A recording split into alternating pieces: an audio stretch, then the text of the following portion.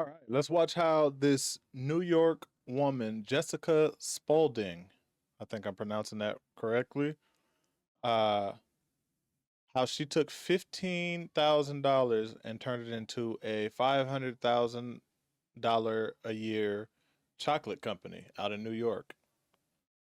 Um, this is dope. This is dope. I guess she won a business startup competition back in 2015, and she's got a pretty dope chocolate company from that competition, from her winnings from that competition. So let's check this out. This is some good news. I like to share this type of stuff.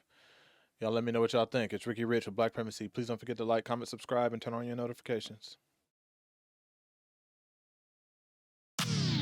This area is so significant to us because the Strivers Row Bar was a bar in ode to this area of Harlem, and it was kind of central to my idea of what Harlem Chocolate Factory was going to be.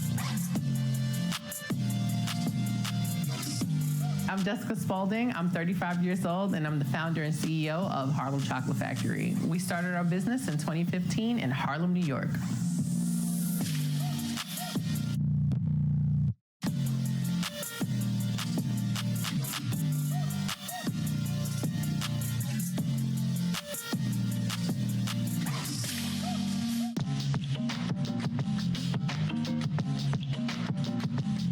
We had no snacks in my house. So I was like this little kid who just wanted candy. I started going toward the chocolate lane. My mother loved really, really high quality chocolate, and she would always wanted me to know like the stuff that I'm talking about that's at like the corner store, the bodega, that wasn't real chocolate. And when we'd go to the library, I'm like, all right, let me take out this book on chocolate making so I could like do a recipe. And she was like, oh, you're into this? Let's go to the chocolate show together. And we would go to like the Salon du Chocolat, which is like this international chocolate show. And it was this bonding experience. And another part, my introduction to chocolate, it planted the seed on, well, where the black people at? None of the sweets that I like. Where's the banana pudding?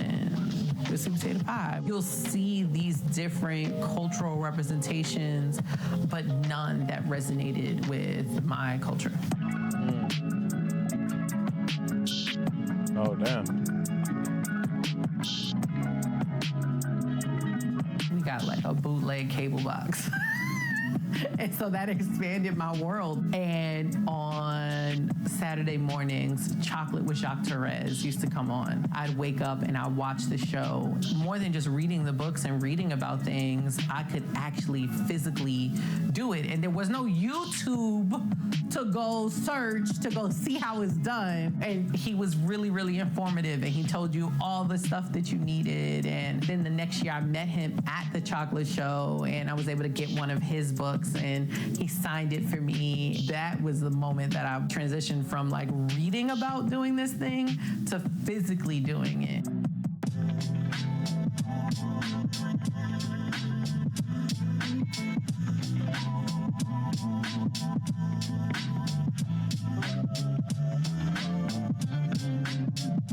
And it failed miserably. I was going to make a bunch of chocolate and give it away, and then somebody famous was going to taste it, and then I would become famous, and then everybody would buy it. That was my sales plan.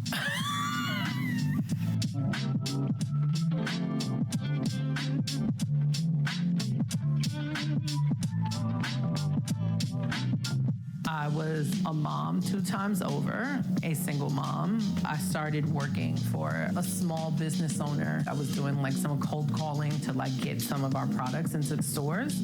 I'd just gotten off the phone, and then I heard someone outside the door, and it was the landlord saying that the business that was currently occupying the space would be closed on Tuesday. That's the moment that I was like, all right, well, we absolutely now have nothing left. And I joined the New York Startup Business Plan Competition. Very pleased to announce our first place winner. Continuing the theme, Harlem, Jessica. In 6 months, In September of 2015, I won $15,000 to start my business. She was just like, I want all of the flavors and the combinations to be about Harlem and the Black experience. I want to take photography and put the photos on the bars. And so I was really intrigued by like the Harlem Renaissance aspect of it, because for me and for us, we stand on those people's shoulders.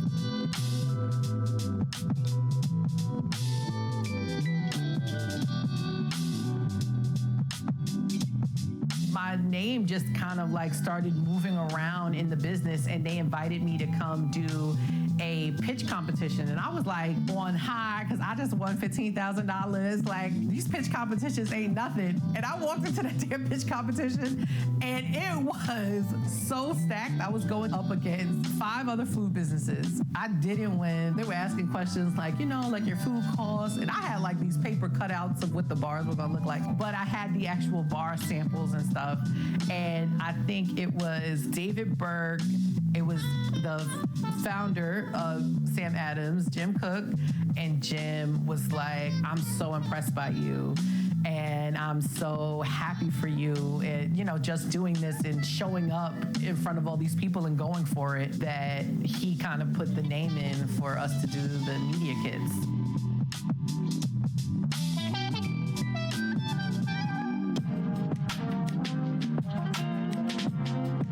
So we would literally put the rappers on the bar.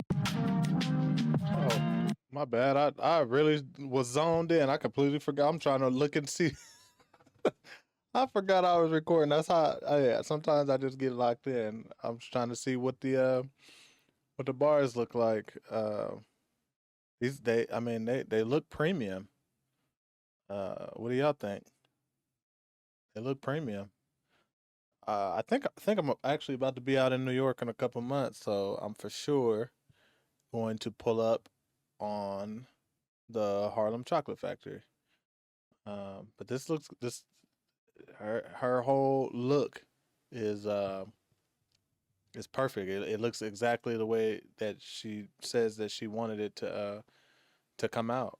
Just, you know, kind of paying homage to the city and the culture and you know, all things Harlem. So this is dope. Let's finish this out. So we would literally put the rappers on the bars after she would go at night to make them. Then we would pack everything up, put it in our little push wagon. We had like a Costco push wagon. We would load everything in and literally haul it to wherever we had to go. In the beginning, I mean, we were pop-ups Queens, pop-ups Connecticut. We would sell out almost every single time. And so that was really kind of like the fire, like, okay, this is like a really good thing. You know, everybody likes it. Let's see, you know, how far we can take this to the next step.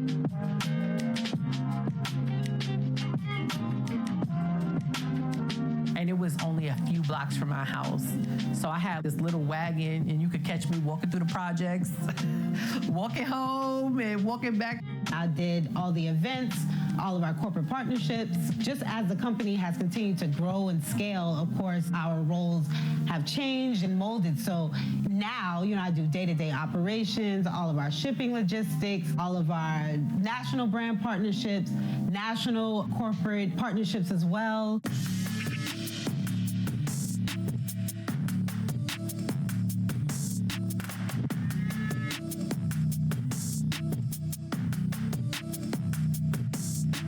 Just as we grew and more people found out about us, what we needed to do as a business changed.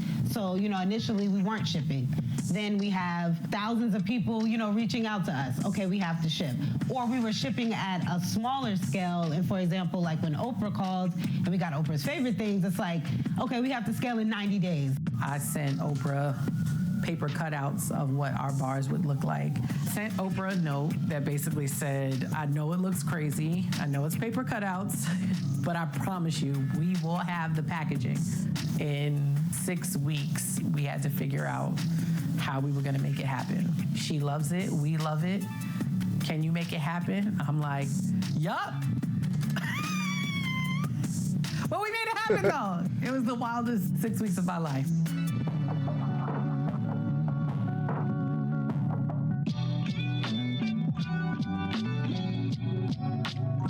I realized the enemy of good chocolate was freshness.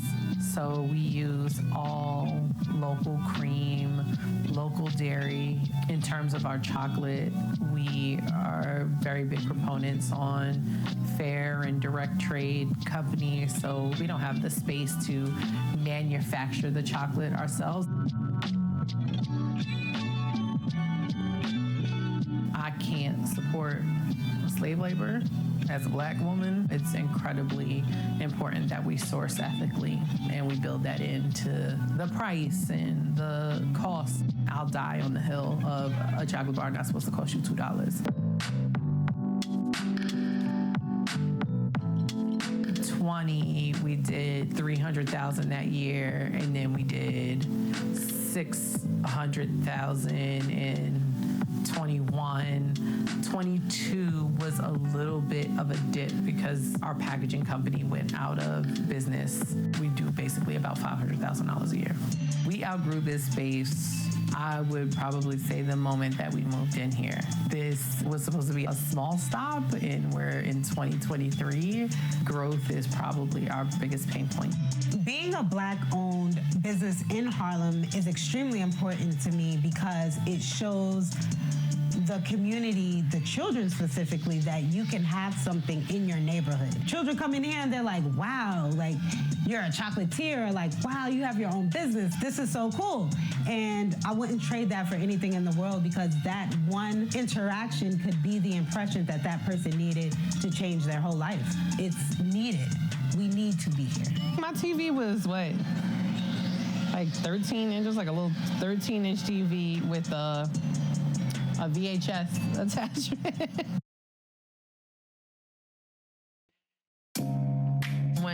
Yeah, I was just sitting here looking up the I don't know what this is. Oh, I was just sitting up here looking up the store, just making sure that they still rocking and rolling. I'm for sure going to check them out, so I will be back on to let y'all know. Chocolate happens to be my favorite sweet, so this is perfect for me. I typically like just the simple basic stuff, but I'm gonna be trying a lot when I go here. Oh, they got like a assorted box. That'll be cool to try. But that's dope. That's dope. Let me go back. I don't know why. I gotta figure out how to turn this auto start off at YouTube. It's kind of frustrating. Um, Jessica Spaulding, that's dope. Congrats to you. I will see you soon in the shop. Um, I like everything that they said, especially about um, being a representation to those in the community, kids, and even adults, who may feel that it's not possible or too hard to get into entrepreneurship um, as an African American person. Um, everything we do is going to come with its set of difficulties that other groups don't have. But um, if there's a will, there's a way. And I like the fact that she was able to take 15 grand and turn it into a full business. Like she really, like a lot of people, um, you know, blow 15 blow 15 grand in a month, right? If they get their hands on 15 grand. And she made her dream happen. Like I couldn't just there's that's just so dope to me. She was given opportunity right at the right time, and she capitalized on it.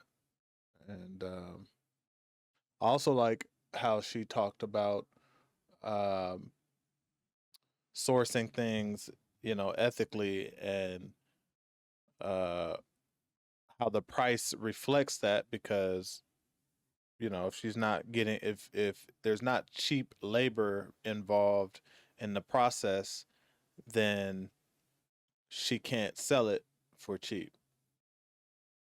And I think a lot of customers don't understand that, all of the back end things um, that go on when, the other mission that the businesses might have. You know, I have sometimes, every now and again, people complain about, the price of a T-shirt on on the Black Primacy website, but little do they know all that goes into that T-shirt and all that comes out of it, right? Like, you're not just paying for the T-shirt. First of all, there's marketing involved, and if you saw the T-shirt, you know, it was paid for you to see that. So that needs to be paid. All the bills have to be paid. And then after that, our mission is to be able to put back into the business and build out something that's greater than a t-shirt. It's greater than the website. It's greater than any, all and everything that the business has. And that's, supporting other black owned businesses. Um, and so, yeah, you might be able to get a similar t-shirt for $10 cheaper, but that brand probably doesn't have uh other positive alternative motives that may or may not resonate with you as an individual. So sometimes you just gotta, I don't know if it's on her website, but sometimes I do come across, businesses, especially ones that I'm looking to support, and I'm looking at the price. I'm like, dang, like they really up there on the price. And then I'll go and I look at their about me, and they, a lot of time they have a similar story of like, you know, you buy a shirt and they're giving a shirt to someone in need or something like that, um, so yeah, this is dope. This is dope. I think she laid out her story very well, and I look forward to support. So y'all let me know what y'all think on this. This is dope. Harlem Chocolate Factory. Y'all keep it up. Congrats to y'all. All right. Y'all let me know what y'all think. It's Ricky Rich with Black Primacy. Please don't forget to like, comment, subscribe, and turn on your notifications.